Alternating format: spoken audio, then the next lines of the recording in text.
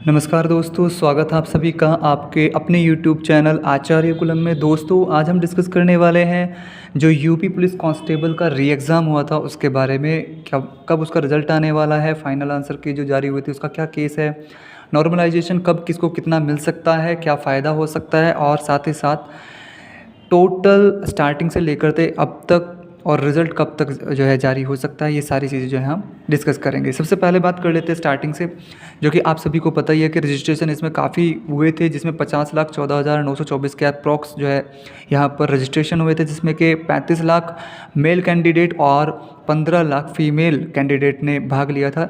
ये भर्ती 60,224 पदों के लिए जो है खोली गई थी। अब अगर हम बात करें यहाँ पर री एग्ज़ाम की, तो क्योंकि एग्ज़ाम तो स्टार्टिंग में भी हो गया था फरवरी में, लेकिन वो लीक हो जाने की वजह से री एग्ज़ाम कराया गया था अगस्त में 5 दिनों के लिए। 5 दिनों तक ये एग्ज़ाम चला था और 10 शिफ्ट में ये कंप्लीट कराया गया था।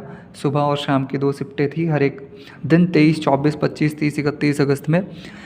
अगर हम बात करें यहाँ पर कि एग्ज़ाम जो हमारा हुआ, यहाँ पर अटेंडेंस कितनी रही, क्यों तो स्टार्टिंग की जो फ़ेज़ था 2 फेज़ में कंप्लीट हुआ है। एक तो स्टार्टिंग 23, 24 और 25, और एक सेकंड फेज़ 30 और 31। 30 और 31 में जो अटेंडेंस परसेंटेज थी वो ज़्यादा थी, और अगर हम बात करें तो स्टार्टिंग के फेज़ में जो अटेंडेंस की परसेंटेज थी वो कम थी। उस बेस पर एवरेजली परसेंटेज जो हमारी बैठती है वो 76% के अप्रॉक्स बैठती है।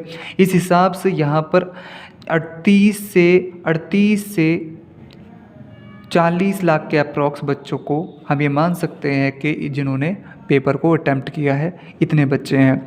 अब यहाँ पर अगर परसेंटेज अटैम्प्ट करने वालों की घटती है तो उस हिसाब से हम ये भी कह सकते हैं कि कंपटीशन घटता है और कट ऑफ के कम जाने के चांसेस बनते हैं। लेकिन अगर हम बात करें तो काफ़ी लंबे टाइम बाद अब फाइनल आंसर की जो है एक लिंक एक्टिवेट हुआ था, जिसमें कि हमने पाया कि जो क्वेश्चंस थे हमारे पास 25 क्वेश्चन ऐसे थे जो रिमूव कर दिए गए थे, और 24 क्वेश्चन ऐसे थे जिनके के मल्टीपल आंसर थे।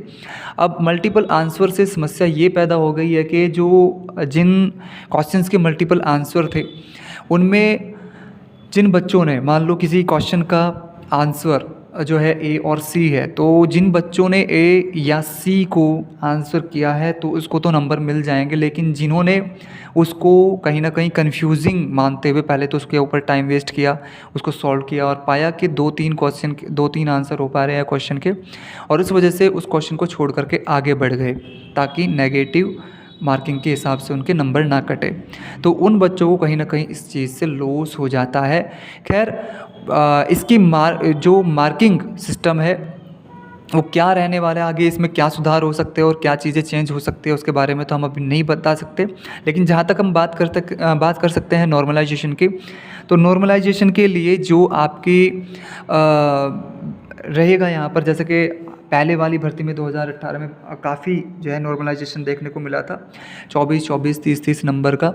लेकिन वो नॉर्मलाइजेशन इस बार देखने को मिला ऐसा पॉसिबल तो नहीं है, क्योंकि इतने क्वेश्चन पहले गलत तो नहीं हुए थे और ना ही इतने क्वेश्चंस को हटाया भी गया था। लेकिन अगर हम बात करें नॉर्मलाइजेशन की, तो हम ये समझ सकते हैं कि जितने क्वेश्चन आपकी एक्यूरेसी जितनी ज़्यादा अच्छी रहती है, नॉर्मलाइजेशन का फ़ायदा भी आपको उतना ही रहता है। किसी शिफ्ट में नॉर्मलाइजेशन कितना मिलेगा एग्जैक्टली ये बताना थोड़ा सा मुश्किल है अभी के टाइम में, लेकिन हाँ इतना ज़रूर है कि 10, 12 या 15 नंबर के आसपास की जो नॉर्मलाइजेशन है वह अप्रॉक्स मिलेगी ही हर किसी बच्चे को।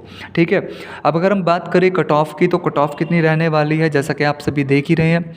ये कट ऑफ काफ़ी सारे जो हमारा ऑनलाइन डाटा रहता है, क्वेश्चन करके जो बच्चों से पूछे जाते हैं कि उनके कितने मार्क्स रहे हैं। अब वोटिंग तो वहाँ पर बच्चे ही करते हैं, तो उस बेस पर यहाँ पर कट ऑफ जो है आपको बताई जा रही है। जनरल जो कैटेगरी है उसकी कट ऑफ रहने के चांसेस 182 टू 193 जो है ये मार्क्स है, ना कि क्वेश्चन तो आपको पता ही है 150 ही क्वेश्चन थे, ये मार्क्स हैं इतने।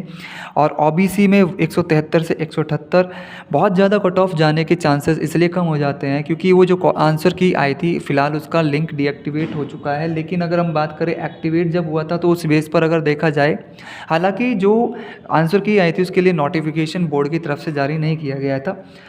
तो खैर हम आगे बढ़ते हैं। रिज़ल्ट के बारे में अगर हम बात करें तो रिज़ल्ट आपका जारी होने में अभी ज़्यादा टाइम लगने वाला नहीं है, हो सकता है कि ये आपका नवंबर में, क्योंकि कह तो रहे थे कि अक्टूबर के लास्ट तक आ जाएगा, लेकिन अब प्रॉब्लम तो हो ही चुकी है क्योंकि अक्टूबर तो ख़त्म ही होने वाला है। तो बस यही मतलब कंप्लीट ही हो चुका है। तो ये पहले हफ्ते में यानी कि इसी हफ्ते नवंबर में आने के चांसेस आपके बन रहे हैं कि रिज़ल्ट आपका फर्स्ट वीक नवंबर में देखने को मिल जाए। मैं उम्मीद करता हूँ और आप सभी को शुभकामनाएं देता हूँ आने वाले रिज़ल्ट के लिए, और मिलते हैं नेक्स्ट वीडियो में। तब तक के लिए नमस्कार, धन्यवाद।